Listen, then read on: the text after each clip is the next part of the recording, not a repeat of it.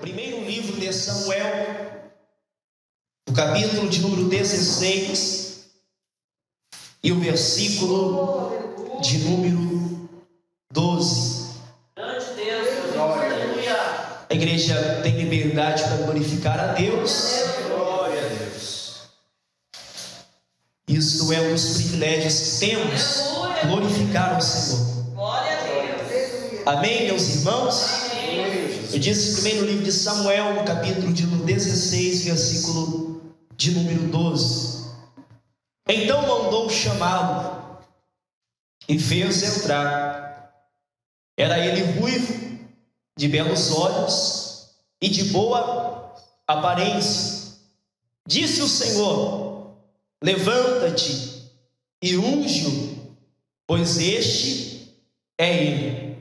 Vamos recapitular. Então mandou chamá-lo e fez entrar. Era ele ruivo, de belos olhos e boa aparência.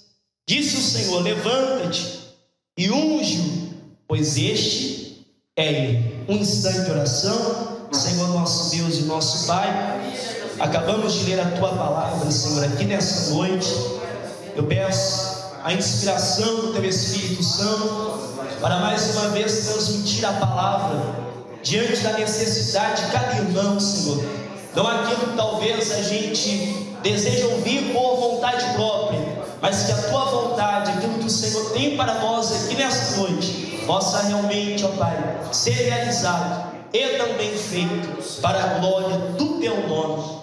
Amém, Jesus. Pode tomar os assentos, meus irmãos, e se sentir de louvar a Jesus, bem alegre, bem feliz. Ele é merecedor de toda a nossa adoração. Irmãos, o versículo 12 do capítulo de número 16, a gente pode dizer que é uma promessa feita por Deus. Porque o Senhor pede a Samuel para que vá até a casa de Jessé, o belemita, pois dentre os seus filhos ele tinha escolhido alguém para governar a nação de Israel. E aí passa Eliabe, Abinadab e Samar, que aparentemente, ao olhar de um homem, teria todas as composições e talvez elementos necessários para ser um rei. Uma pessoa que no bater os olhos já se percebia, pela maneira com que ele tinha o seu estado físico, ou seja, o seu próprio corpo, era alguém que, se olhasse aparentemente diante da visão humana, se teria uma conclusão de que tinha todos os aspectos necessários para ser rei. E se não bastasse isso, nós percebemos que diante ao reinado nos tempos bíblicos era totalmente diferente de um governo, de alguém que possa presidir uma nação. Em que sentido? Hoje se percebe que um governo, um presidente, que talvez poderíamos dizer que há uma comparação no que se diz respeito a ser um rei, ele não vai juntamente com o seu exército para a batalha. Por mais que ele seja o chefe do estado, ele comande toda uma nação, ele nunca se dá o caso de estar à frente da batalha junto com o seu exército. Aleluia, meu Deus. Porém, nos tempos bíblicos, uma pessoa que governava uma determinada nação, uma pessoa que governava um determinado povo, tinha a ordem de administrar o dinheiro daquela nação. Ele não somente tinha o direito de dizer: olha, vai, volte até mim, traga informações, mas ele próprio se prontificava a também estar na batalha, a também ir na batalha, a também lutar juntamente com o povo em prol do bem da sua própria nação.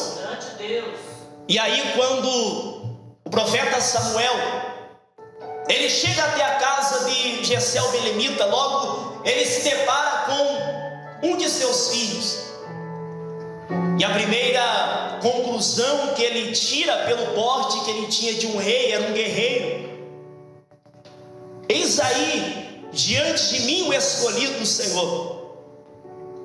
Porém Deus olha para toda aquela situação, e a primeira coisa que Deus, ele mostra para nós dentro desta palavra, é que ele não olha como eu, irmão Mateus, olho. É que ele não tem a visão que o irmão Ezequiel tem. É que ele não tem a visão que o irmão Márcio tem. É que ele não tem a visão que o pastor Renato tem. Mas a visão de Deus é totalmente diferente da visão do ser humano. Porque o homem olhou Samuel sendo profeta, disse: eis aí o escolhido do Senhor. E o Senhor disse para ele: olha, de forma alguma, Samuel. O homem, ele olha aquilo que está diante dos seus olhos, mas eu consigo observar aquilo que está dentro do coração. Aleluia. Então agora passa-se sucessivamente todos os irmãos diante de Samuel, e Deus não dá uma resposta diante aos filhos que haviam passado. Maravilha, meu Deus. E aí Samuel, entendendo que alguma coisa estava errada, porque Deus, entenda, ele não erra o endereço. Deus, ele não erra a rua. Deus, ele não erra a pessoa, porque por mais que no mundo exista aí, eu creio que há quem diga, irmão Ezequiel, 7 bilhões de seres humanos, aproximadamente. A Bíblia revela para nós que Deus, ele conhece cada um dos seres humanos. Glória a Deus. Evangelho de Jesus, que segundo escreveu Mateus, no capítulo 10, versículo 30, ela diz que até mesmo os fios que estão na nossa cabeça são o quê? Contados. Então Deus não erra o meu endereço, Deus não erra o endereço do irmão Ezequiel, Deus não erra o endereço das irmãs, e muito menos erra o endereço dos irmãos. Grande Deus, aleluia. Quando passa-se todos os filhos, Samuel não ouve aquela voz de Deus dizendo: olha, aí está o rei. E aí ele falou: pera lá, eu sirvo um Deus que não erra endereço, eu sirvo um Deus que não erra pessoas, então alguma coisa está errada aí. E aí ele olha para Jessé o belemita, e agora tente imaginar comigo uma situação. Ele olha para Jessé e diz: olha, Jessé, acabaram-se os filhos, terminaram-se os filhos, já não tem mais filhos, porque, entenda, se houvesse ali, se ali estava havendo um banquete, não era para todos participarem, logicamente. E agora imagina a forma com que Samuel vai ver a maneira com que Jessé vai dizer para ele, talvez com aquela voz embargada: não acabaram os filhos. Tem um que está lá no campo, apacentando as ovelhas, cuidando, trabalhando. Foi uma resposta talvez dura para Jessé dar a Samuel. Aleluia, meu Deus. Porque quando você observa, Aleluia. talvez para Jessé, todos os seus filhos tinham todo o porte, então na visão deles, eles eram os prováveis. Aleluia, Jesus. Era a pessoa que tinha toda a capacidade para assumir o reinado de Israel. Aleluia. E talvez Davi, ele ainda, na visão de Jessé, não tinha capacidade de maneira e forma alguma Aleluia, glória de governar um povo. Deus, aleluia. Glória a Deus. Só que aí que eu digo, irmãos, Deus ele pega os improváveis e faz escolhido, pega os incapazes e faz vencedor, pega uma pessoa caída do monturo e faz se assentar diante aos príncipes, porque ele é totalmente diferente. E a diferença você percebe também que Davi, diferentemente de todos os seus irmãos, ele tinha uma ocupação. Se eu perguntasse para você, qual é a tua ocupação, meu irmão? Aleluia. Qual é a sua ocupação, minha irmã? Aleluia, Jesus. Diante do processo da sua vida, Deus talvez ele apontou para você e disse assim: irmã, eu tenho uma promessa na tua vida. Glória a Deus. Homem, eu tenho uma promessa na tua vida. Mas aí, diante dessa promessa de Deus, qual é a tua ocupação? Aleluia, glória a Deus. Será que tu estás assim dizendo: olha, eu tenho um porte, eu tenho uma promessa, Deus fez, então eu não preciso me ocupar em mais nada, o meu negócio é ficar bem tranquilinho, bem de boa, bem sossegadinho? Não, irmãos, não é isso que Deus ele deseja para nós.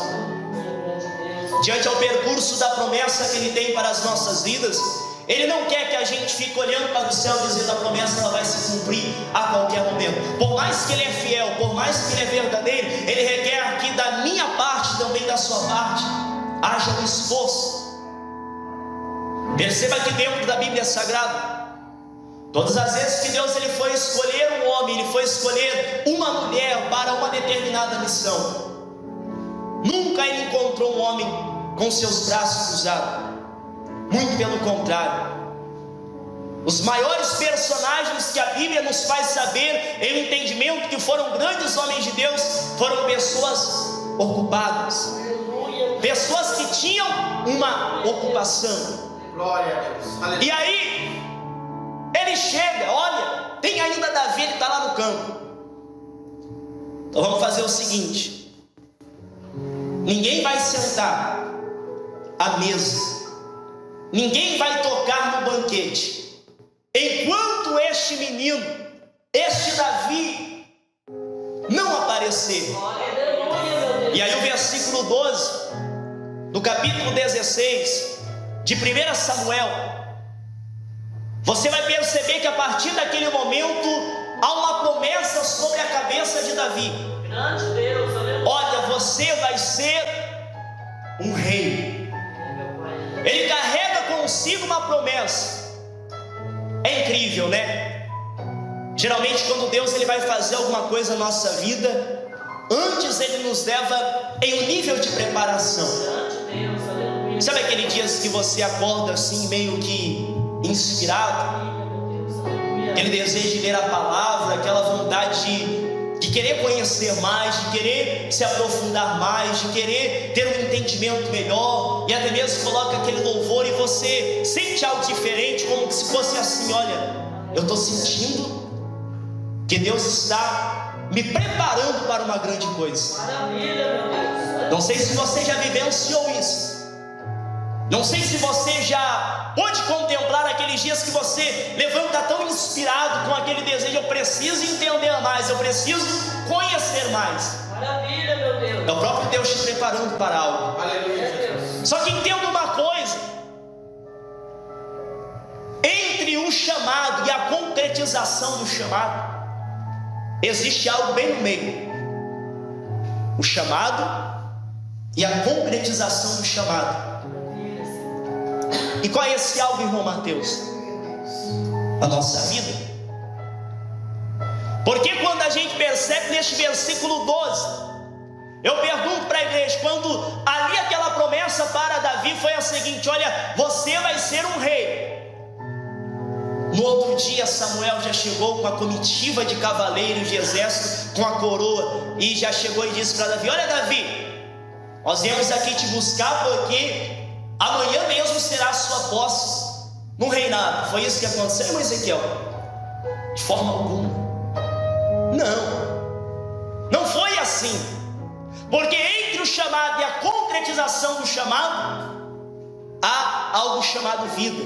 Grande Deus, aleluia. Davi tinha uma promessa que seria rei, mas tinha que apacentar a ovelha do seu pai. Davi tinha a promessa de ser rei, mas ele teria que, no capítulo seguinte, levar lanche para seus irmãos. Mas é aí que entra algo muito interessante. Aqui eu entro na mensagem com os irmãos. Deus, diante ao chamado que Ele tem na vida do homem e na vida da mulher, Aleluia, meu Deus, aleluia. Ele coloca sobre as nossas mãos o fio do novelo de lã. Aleluia, Deus. Você já percebeu, talvez irmãs que façam crochê, quando você vai comprar a linha, ela vem em formato de bolinho, às vezes em um cone, sim ou não? Sim. E aí você vai puxando aquela linha, vai puxando, vai desenrolando, talvez aquela bolinha de linha, ou talvez aquele cone, vai desenrolando, e quando passa um tempo, o que acontece? Sai ali aquele tapete belo, lindo. Grande Deus, aleluia, Deus. Assim é também na nossa vida. É, meu Pai, aleluia. Muitas das vezes Deus coloca na vida do irmão Ezequiel, Deus coloca na minha vida, Deus coloca na vida das irmãs, na vida dos irmãos, o fio do novelo de lã. E a partir do fio do novelo de lã, a gente começa a desvendar o propósito, o chamado e a concretização da promessa.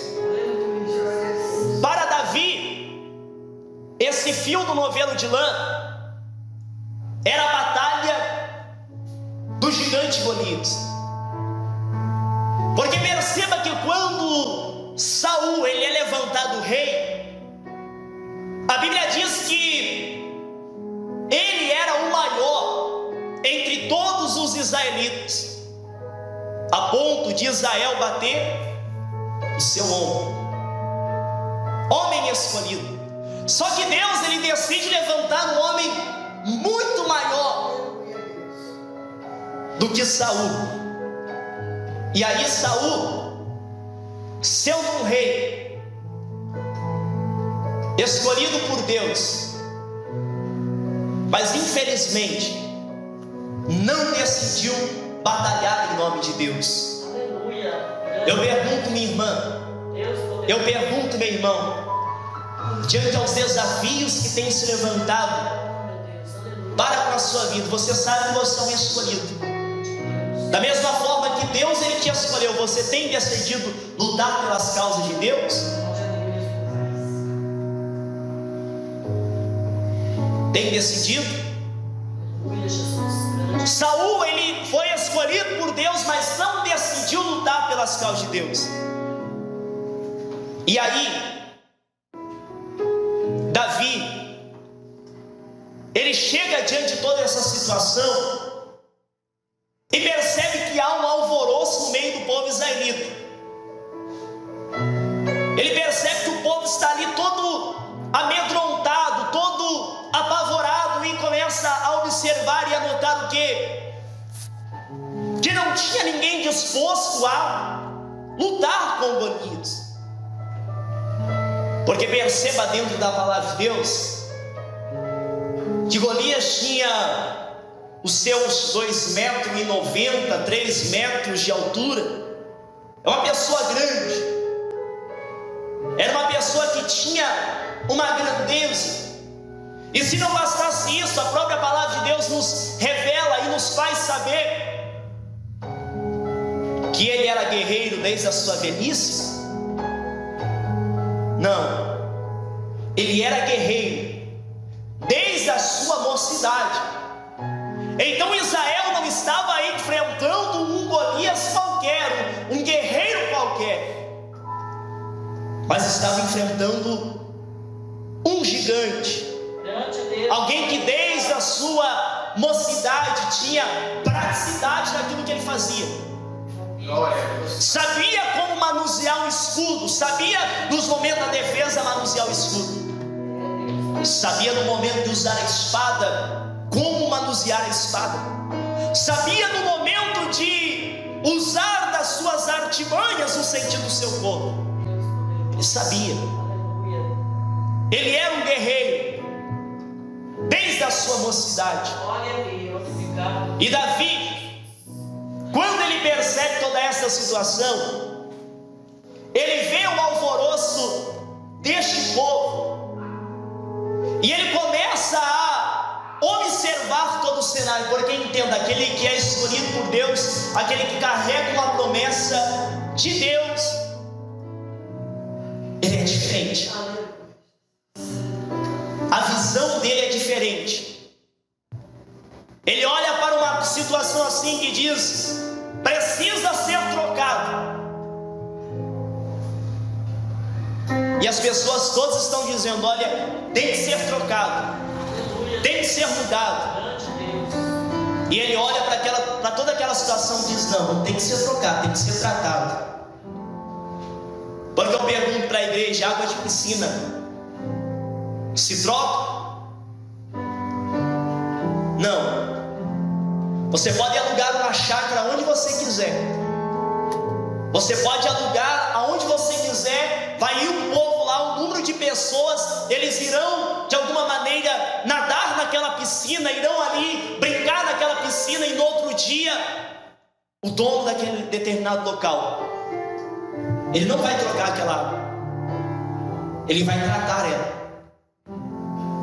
Aquele que tem um chamado de Deus, ele tem a visão da seguinte forma: parece, quando olha para toda situação, o povo está dizendo, parece impossível. Ele diz: é possível. Ele olha para aquela situação, parece que não vai dar fruto. Ele diz: tem fruto.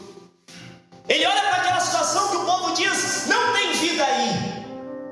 Ele diz: ainda tem vida aí. Aleluia, meu Deus. Ele é diferente. Aleluia. Ele olha para toda aquela situação, ele vê aquela situação e parece assim: opa, é impossível. Ele diz: é possível. A visão. E aí, a partir desta história de Davi e Golias, você consegue tirar dois pontos importantes. E o primeiro deles, se nós observarmos, é o que eu disse na igreja: Saul foi escolhido por Deus, mas não decidiu lutar pelas causas de Deus. Porém, Davi foi diferente. Ele foi escolhido por Deus e decidiu lutar pelas causas de Deus.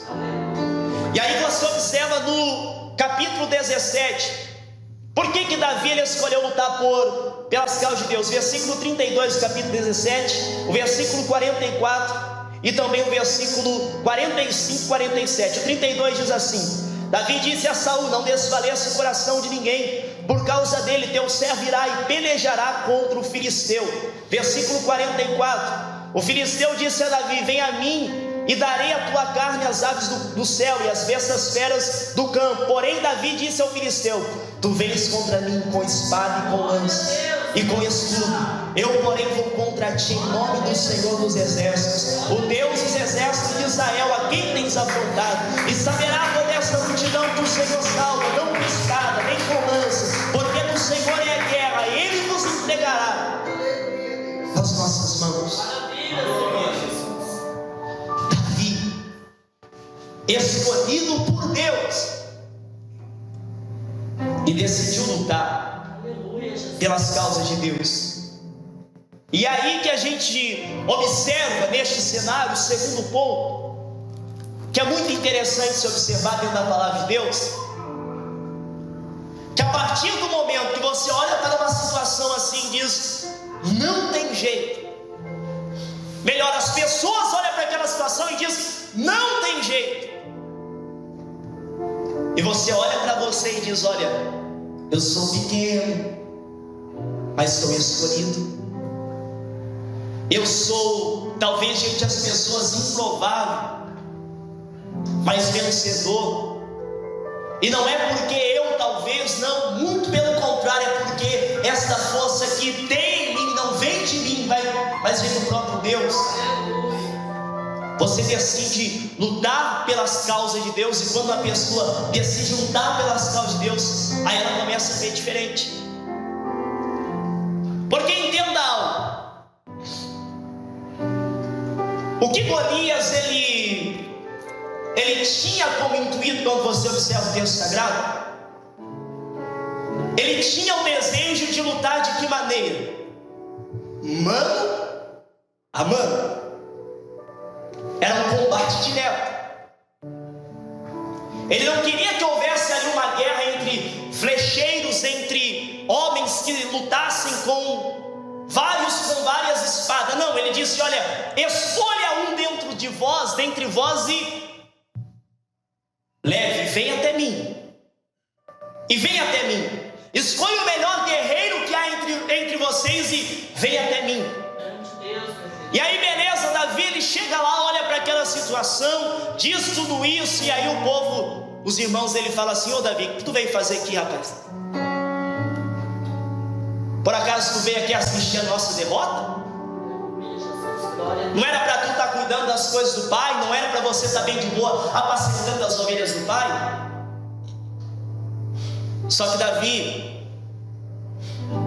ele entendeu que havia sobre ele uma escolha. E quem é escolhido, quem realmente, além de ser escolhido, entendeu que ele tem que lutar pelas causas de Deus, ele não desiste. As forças podem desfalecer, ele pode até mesmo estar de pé, outro dia ele está de joelhos, outro dia ele está rastejando, mas ele não deixa. Ele vai, ele luta, ele persevera, ele insiste. Davi olha para tudo isso. E aí tudo bem, ele diz todas essas palavras que eu citei com a igreja. E aí Saul se levanta e diz para ele: mas Davi, olha quem tu é, um menino. Tu nunca pegou em uma espada, tu nunca soube manusear uma espada. Como que você vai? Como que você vai lutar com este gigante Golias? É um guerreiro desde a sua mocidade. Mas entenda, irmãos, uma pessoa escolhida por Deus, talvez as pessoas só olham aqui, né? Talvez olhem para o pastor Renato lá na frente da obra em Japira. Talvez olhe para o irmão Márcio vendo o seu trabalho e diz, diante de todas as situações, como que ele chegou lá? Mas não conseguiram olhar todo o processo, né? É como o irmão Ezequiel está tocando esse teclado hoje. Talvez a gente olhe para o irmão Ezequiel e veja: nossa, o irmão Ezequiel está tocando lindamente esse teclado. Mas você não esteve acompanhando o processo.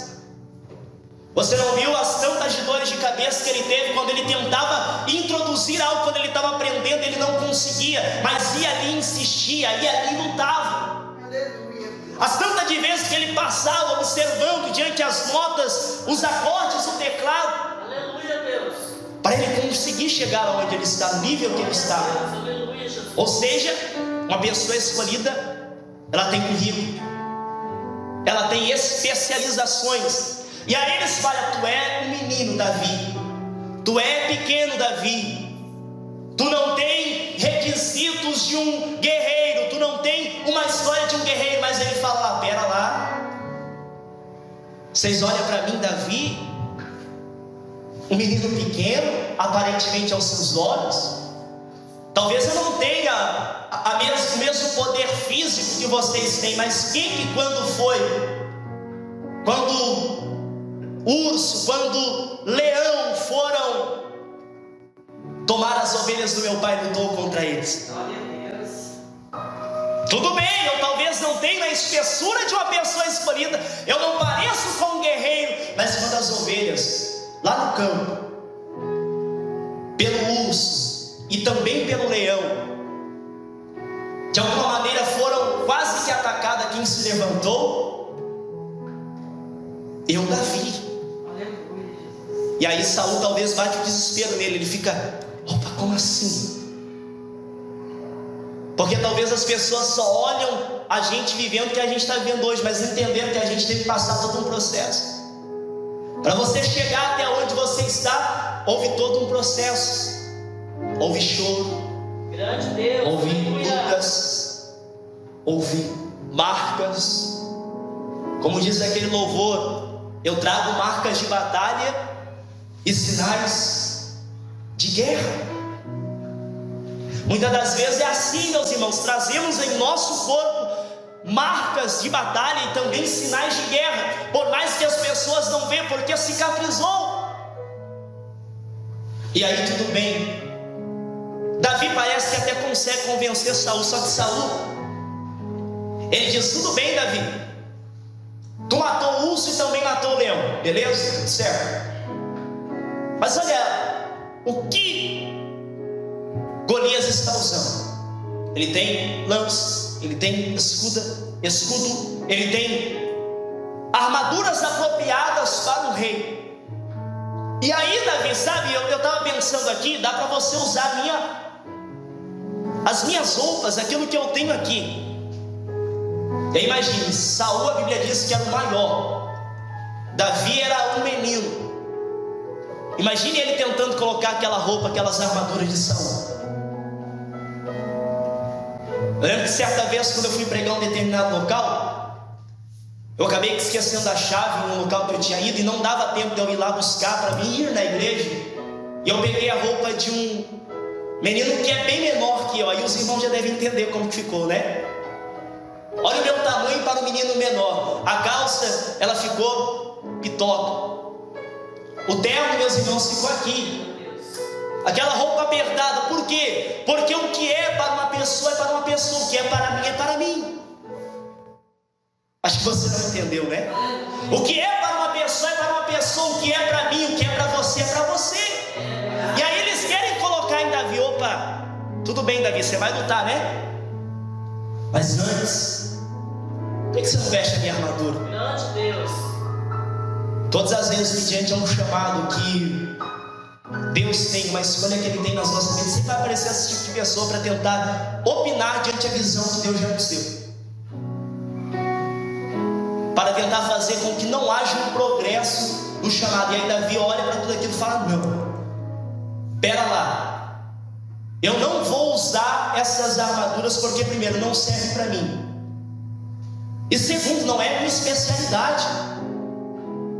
Eu sou especialista em uma determinada área.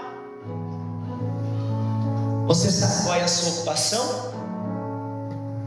Você sabe qual é as ferramentas necessárias para que você consiga levar a sua vida diante ao plano e projeto que Deus ele tem para a sua vida, as promessas que Ele tem para você? Aleluia, meu Deus, glória a Deus. E aí, a partir de tudo isso, segundo ponto, toda esta fé, no qual Davi dá um discurso de um rei, né? Olha o discurso bonito, tinha um discurso bonito, um discurso de um rei. Opa, pera lá, não desfaleça os corações, não. O teu céu vai lutar em favor. Tinha um discurso bonito. Só que todo esse discurso, toda esta forma com que ele falou, tinha por detrás uma fé desprovida de uma inteligência. Porque aí Davi ele começa a olhar: pera lá, eu decidi lutar pelas causas de Deus. E aí que eu digo, quando você decide lutar pelas causas de Deus, você tem uma visão diferente de todos. Você olha diferente de todos. E aí Davi tinha essa visão. Por que Davi tinha essa visão, irmão Mateus? Porque ele carregava consigo a fé. E quem tem fé tem inteligência. Quem tem fé tem sabedoria. Quem tem fé sabe como lidar com as situações. Beleza, vamos analisar então como que é esse gigante. Primeiro, vamos fazer um aspecto no sentido de o que? Ele quer uma batalha mano a mano. Tudo bem. Vamos observar como eu sou e quem ele é. Primeiro, ele começa a observar. Golias era o quê? Gigante. Entre os seus 2,90 m a 3 metros. Davi era o quê? Ele não era grande, era o menor da casa. Primeira coisa que ele observa. Primeiro, Davi, sendo pequeno, ele era o quê? Ágil e rápido. Golias era gigante, então começa que uma pessoa gigante, ela não vai conseguir talvez ter a mesma mobilidade no sentido de uma corrida. E o que Golias esperava era o quê? Uma batalha mano a mano. Ele vai vir até mim, eu vou até ele e assim vou acabar com ele. Ok? Ele olha para Golias e primeiro ele vê que Golias ele carrega consigo uma couraça pesada. Se não bastasse isso, ele carregava consigo uma lança, mais um peso. E se não bastasse somente a lança, a Bíblia Sagrada nos revela que uma pessoa era necessário para carregar o que dele? O escudo. Então pera lá, Davi ele tem uma inteligência, uma fé desprovida de inteligência. Ele olha para todo aquele cenário e fala: primeiro, gigante, lento e pesado. Eu sou ágil, sou ligeiro, consigo usar de técnicas que eu tenho, desprovido da fé que eu tenho, que também tem uma inteligência por trás de tudo isso. Então eu vou lutar totalmente diferente. Eu não vou lutar com as mesmas armas do meu inimigo. E aí a palavra de Deus nos afirma e nos revela que Davi faz o quê? Quantas pedras ele tira do riacho? Alguém sabe responder?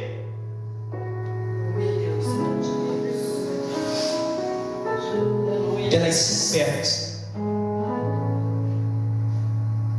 Porque primeiro, ele olha para todo aquele cenário e diz assim: é gigante. E eu pergunto: um gigante ele cresce mais, sim ou não? Não. O gigante ele não é feito para crescer mais, ele é feito para cair. E aí ele olha para todo aquele cenário e diz: espera lá, opa, será suficiente, porque na primeira, se eu não acertar eu tenho 4, se eu não acertar a quarta eu tenho 3, se eu não acertar as 3 eu tenho 2, se eu não acertar as 2 eu tenho 1, mas uma eu vou acertar. Glória a Deus. E aí a palavra de Deus nos diz, irmãos, que foi necessária somente uma. Imagine aquele menino dando aquelas giradas e Golias esperando talvez uma batalha mano a mano, e somente uma lançada. A palavra de Deus diz que aquela pedra cravou sobre Golias, e ao mesmo instante ele caiu por terra. Talvez Deus ainda não concretizou tudo aquilo que Ele prometeu para você até hoje, porque você não topou o desafio do Golias. E eu digo que o desafio do Golias não é fácil, não. Imagina você todos os dias tendo afrontas. Imagina todos os dias você tendo batalha. Talvez tudo que Deus prometeu para você até então não se concretizou. Por quê? Porque você esqueceu que diante do chamar de Deus, Deus ele coloca sobre as nossas mãos o fio do novelo de lã. Há projetos e sonhos engavetados ainda, porque você não topou o desafio do Golias, porque você não decidiu ainda sair da sua zona de conforto. Só que em nome de Jesus aqui nessa noite, Deus ele vai te dar capacidade de entender que você é escolhido, e escolhido, ele luta pelas causas de Deus. E quando a gente é escolhido e luta pelas causas de Deus, Deus nos dá fé desprovida de uma inteligência, para que diante de todos os gigantes, todas as muralhas que vier diante de nós, elas não venham ficar de pé, mas elas venham cair.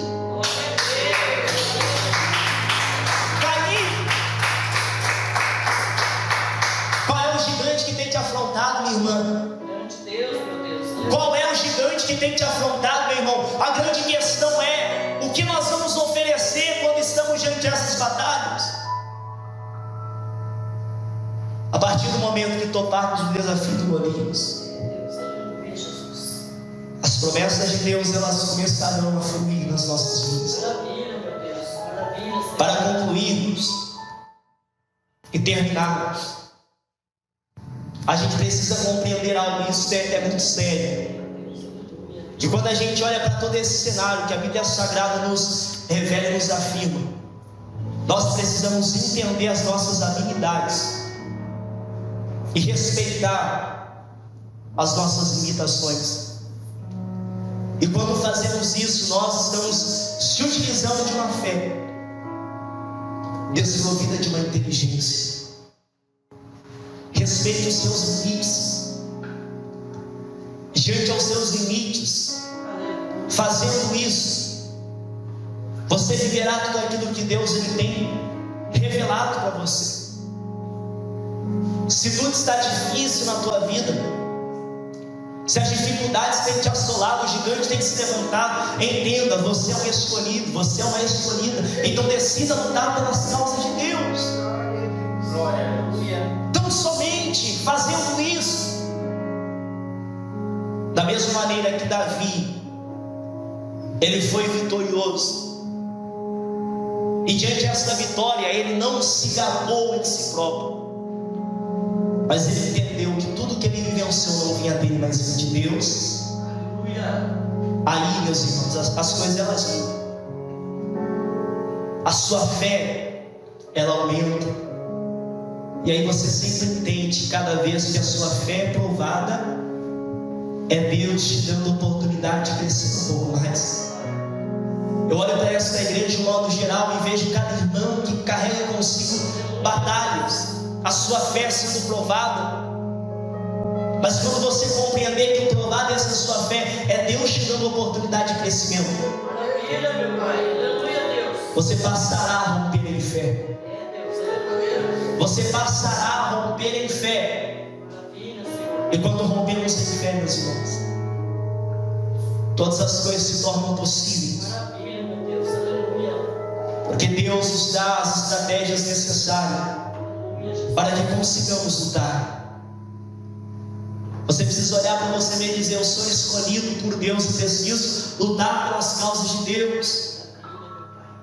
E assim fazendo, você vai compreender e entenderá novamente que se diante de você o mar não se abrir, Deus vai fazer você passar por cima. Se diante de você talvez for necessário passar pelo fogo, o quarto homem vai escalar. E você sempre continuará a dizer, continuará a falar e a declarar em si próprio, não em palavras que você ouviu das pessoas, dizendo da seguinte forma: cada vez que a minha fé é provada, tu me dás a chance de crescer um pouco mais. As montanhas e vales, desertos e mares que atravessam me levam para perto de ti. Aleluia, Deus. Minhas provações não são maiores que o meu Deus, Aleluia, meu Deus. e não vão me impedir de caminhar. E se é diante de você, se diante de mim não se abrir o mar, Deus vai me fazer andar por sobre as águas, Maravilha, meu Deus. rompendo em fé. Espírito Santo. Minha vida se revestirá do seu poder, rompendo em fé. Com ousadia eu vou mover no sobrenatural. Vou lutar e vencer, vou plantar e colher. A cada dia vou viver rompendo em fé. Vou lutar e vencer, vou plantar e colher. A cada dia vou viver rompendo em fé. Se coloque de pé nesta noite. Maravilha, meu Deus. Se for de pé. Aleluia. Deus está se movendo aqui no nosso meio. Maravilha, meu Pai. Aleluia, Deus. Deus está desencavetando projetos de pessoas que ainda não toparam o desafio do caminho. E a partir dessa percepção, a sua visão será totalmente diferente. Maravilhoso, Deus. O Senhor pode fazer. Essa barreira, esse gigante que se levantou lá na sua casa, Espírito Santo. irá cair por terra. Aleluia, meu Deus. Esta batalha espiritual que tu estás enfrentando, esse gigante espiritual que tu está enfrentando, vai cair por terra. Glória, Deus. Cada vez que a minha fé é provada, tu me dás crescer um pouco mais. As montanhas e vales, entenda isso, os desertos e mares que atravessa, está levando você mais perto do Senhor, mais perto de ti.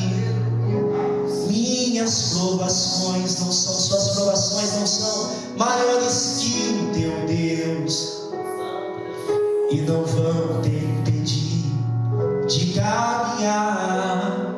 E se diante de ti